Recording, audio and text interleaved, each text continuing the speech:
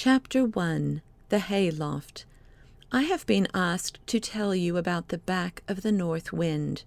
An old Greek writer mentions a people who lived there and were so comfortable that they could not bear it any longer and drowned themselves. My story is not the same as his.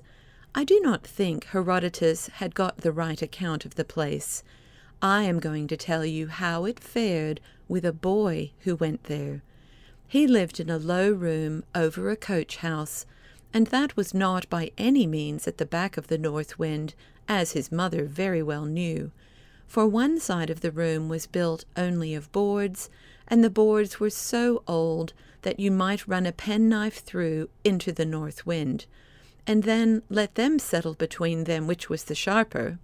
I know that when you pulled it out again, the wind would be after it like a cat after a mouse, and you would know soon enough you were not at the back of the north wind.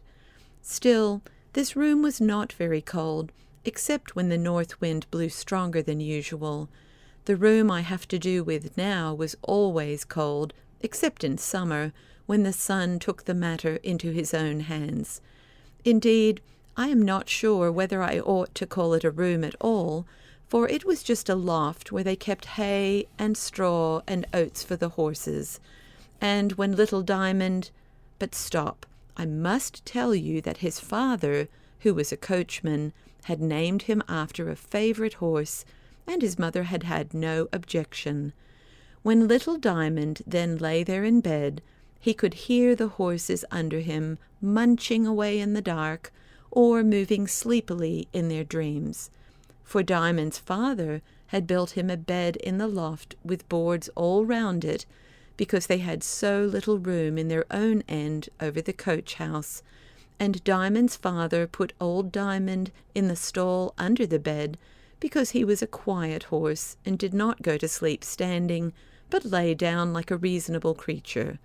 But although he was a surprisingly reasonable creature, yet when young Diamond woke in the middle of the night and felt the bed shaking in the blast of the north wind, he could not help wondering whether, if the wind should blow the house down, and if he were to fall through into the manger, old Diamond mightn't eat him up before he knew him in his nightgown.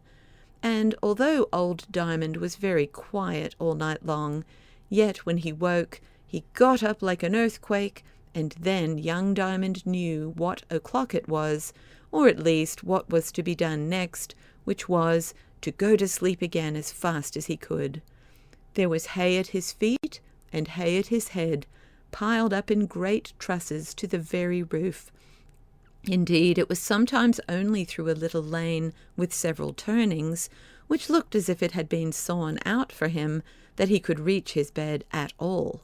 For the stock of hay was, of course, always in a state either of slow ebb or of sudden flow. Sometimes the whole space of the loft, with the little panes in the roof for the stars to look in, would lie open before his open eyes as he lay in bed. Sometimes a yellow wall of sweet-smelling fibres closed up his view at the distance of half a yard. Sometimes, when his mother had undressed him in her room and told him to trot away to bed by himself, he would creep into the heart of the hay and lie there thinking how cold it was outside in the wind, and how warm it was inside there in his bed, and how he could go to it when he pleased, only he wouldn't just yet. He would get a little colder first, and ever as he grew colder, his bed would grow warmer, till at last he would scramble out of the hay, shoot like an arrow into his bed, cover himself up, and snuggle down, thinking what a happy boy he was. He had not the least idea that the wind got in at a chink in the wall and blew about him all night, for the back of his bed was only of boards an inch thick, and on the other side of them was the north wind. Now, as I have already said, these boards were soft and crumbly. To be sure, they were tarred on the outside, yet in many places they were more like tinder than timber. Hence it happened that the soft part having worn away from about it, little Diamond found one night, after he lay down, that a knot had come out of one of them, and that the wind was blowing in upon him in a cold and rather imperious fashion. Now he had no fancy for leaving things wrong that might be set right, so he jumped out of bed again, got a little strike of hay, twisted it up, folded it in the middle, and, having thus made it into a cork, stuck it into the hole in the wall. But the wind began to blow loud and angrily, and as Diamond was falling asleep, out blew his cork and hit him on the nose, just hard enough to wake him up quite and let him hear the wind whistling shrill in the hole. He searched for his hay cork, found it, stuck it in harder, and was just dropping off once more when, pop, with an angry whistle behind it, the cork struck him again, this time on the cheek. Up he rose once more, made a fresh stopple of hay, and corked the hole severely. But he was hardly down again before, pop, it came on his forehead. He gave it up, drew the clothes above his head, and was soon fast asleep. Although the next day was very stormy, Diamond forgot all about the hole, for he was busy making a cave by the side of his mother's fire, with a broken chair, a three-legged stool, and a blanket, and then sitting in it. His mother, however, discovered it, and pasted a bit of brown paper over it, so that, when Diamond had snuggled down the next night, he had no occasion to think of it. Presently, however, he lifted his head and listened. Who could that be talking to him? The wind was rising again and getting very loud and full of rushes and whistles. He was sure someone was talking, and very near him too it was. But he was not frightened, for he had not yet learned how to be. So he sat up and hearkened. At last the voice, which, though quite gentle, sounded a little angry, appeared to come from the back of the bed. He crept nearer to it and laid his ear against the wall. Then he heard nothing but the wind, which sounded very loud indeed. The moment, however, that he moved his head from the wall, he heard the voice again, close to his ear. He felt about with his hand and came upon the piece of paper his mother had pasted over the hole. Against this he laid his ear, and then he heard the voice quite distinctly. There was, in fact, a little corner of the paper loose, and through that, as from a mouth in the wall, the voice came. "What do you mean, little boy, closing up my window?" "What window?" asked Diamond. "You stuffed hay into it 3 times last night. I had to blow it out again 3 times. You can't mean this little hole. It isn't a window. It's a hole in my bed." "I did not say it was a window. I said it was my window." "But it can't be a window, because windows are holes to see out of." "Well, that's just what I made this window for." "But you are outside. You can't want a window." "You are quite mistaken. Windows are to see out of, you say. Well, I'm in my house, and I want windows to see out of it." "But you've made a window into my bed." "Well, your mother has got 3 windows into my garret." "But I heard father say, when my mother wanted him to make a window through the wall, that it was against the law, for it would look into Mr. Dives's garden." The voice laughed. "The law would have some trouble to catch me," it said.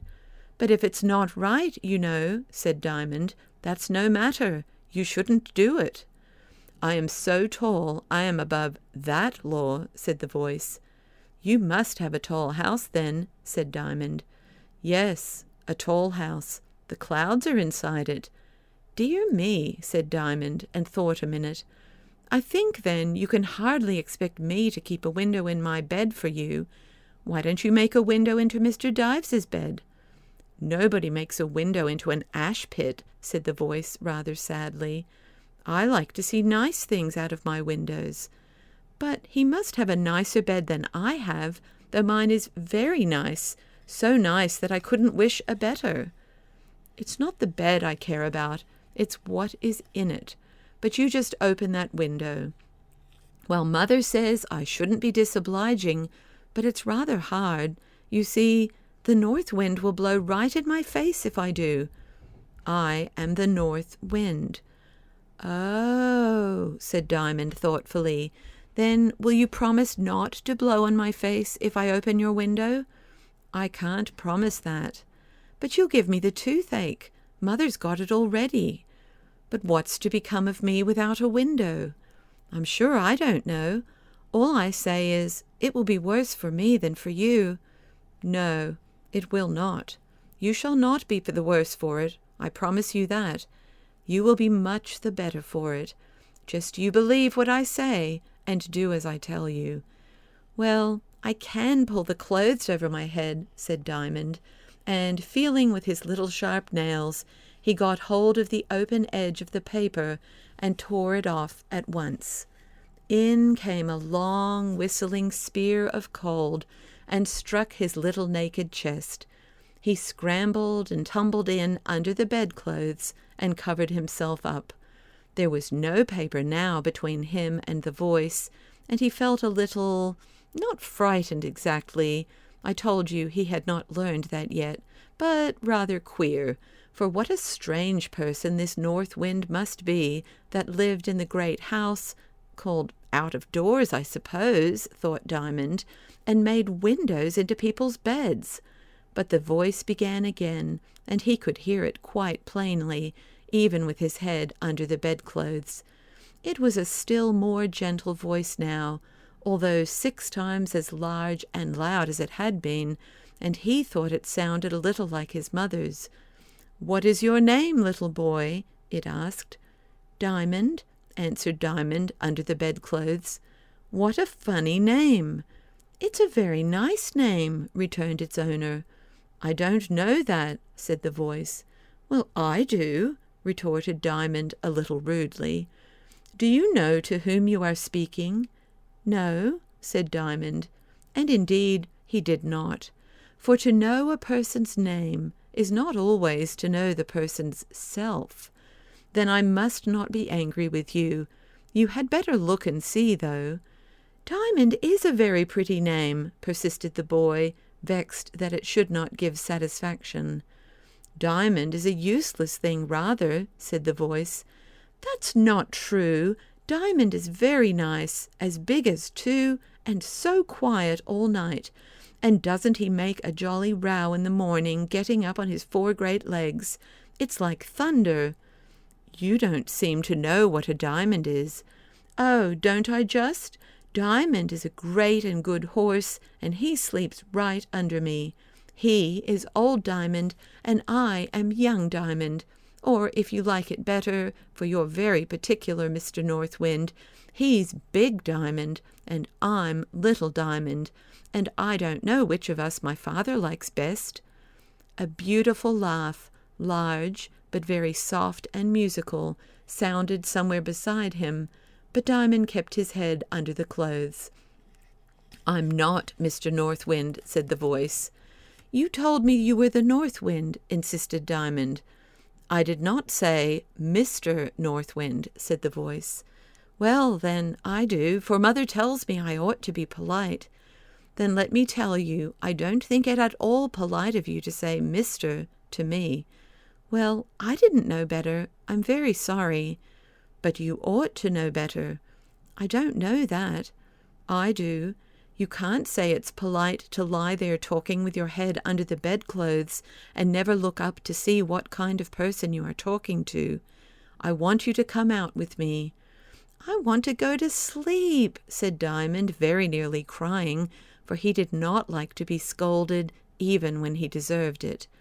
"You shall sleep all the better tomorrow night." "Besides," said Diamond, "you are out in Mr. Dives's garden, and I can't get there.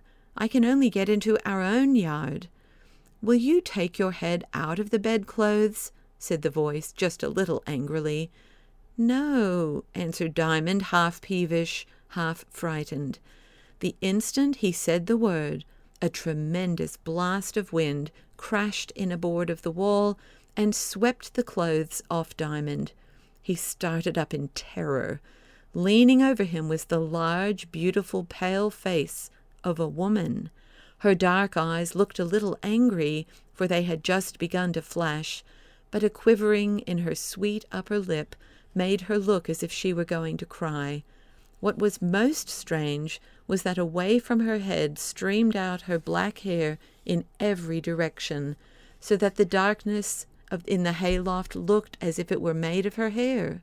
But as Diamond gazed at her in speechless amazement, mingled with confidence, for the boy was entranced with her mighty beauty, her hair began to gather itself out of the darkness and fell down all about her again, till her face looked out of the midst of it like a moon out of a cloud. From her eyes came all the light by which Diamond saw her face and her hair, and that was all he did see of her yet. The wind was over and gone. "Will you go with me now, you little Diamond?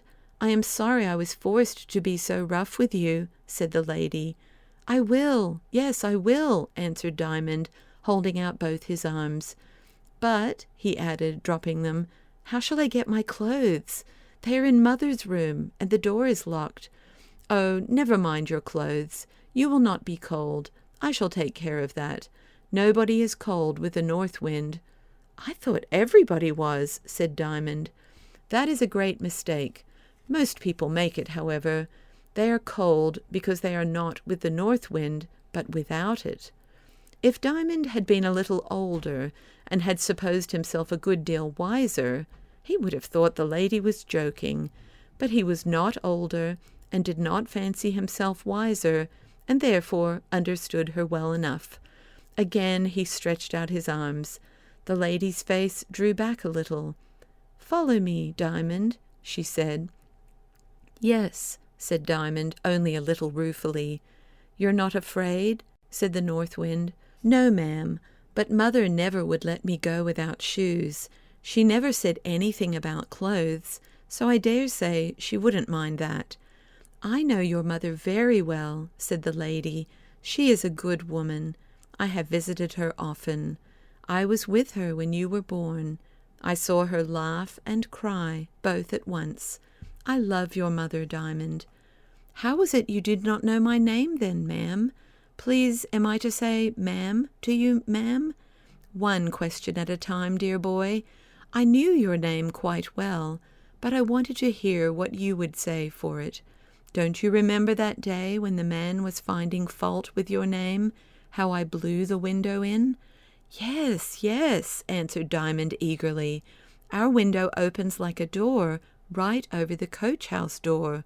And the wind, you, ma'am, came in and blew the Bible out of the man's hands, and the leaves went all flutter, flutter on the floor, and my mother picked it up and gave it back to him open, and there was your name in the Bible, the 6th stone in the high priest's breastplate."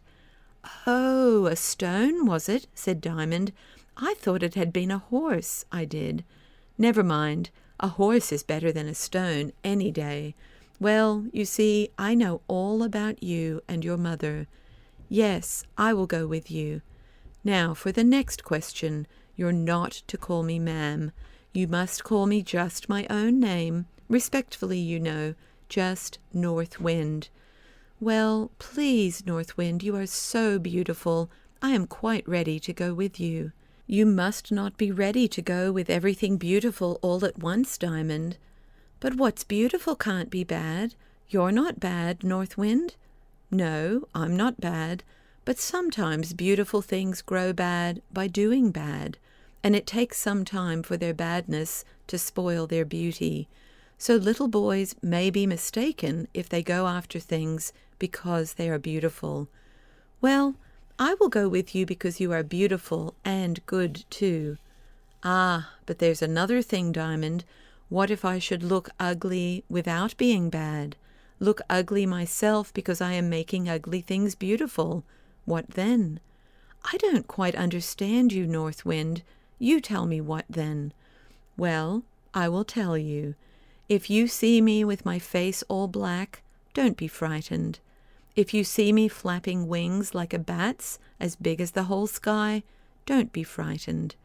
If you hear me raging 10 times worse than Mrs. Bill, the blacksmith's wife, even if you see me looking in at people's windows like Mrs. Eve Dropper, the gardener's wife, you must believe that I am doing my work. Nay, Diamond, if I change into a serpent or a tiger, you must not let go your hold of me, for my hand will never change in yours if you keep a good hold. If you keep a hold, you will know who I am all the time, even when you look at me and can't see me the least like the north wind. I may look something very awful. Do you understand? Quite well, said Little Diamond. Come along then, said North Wind, and disappeared behind the mountain of hay. Diamond crept out of bed and followed her.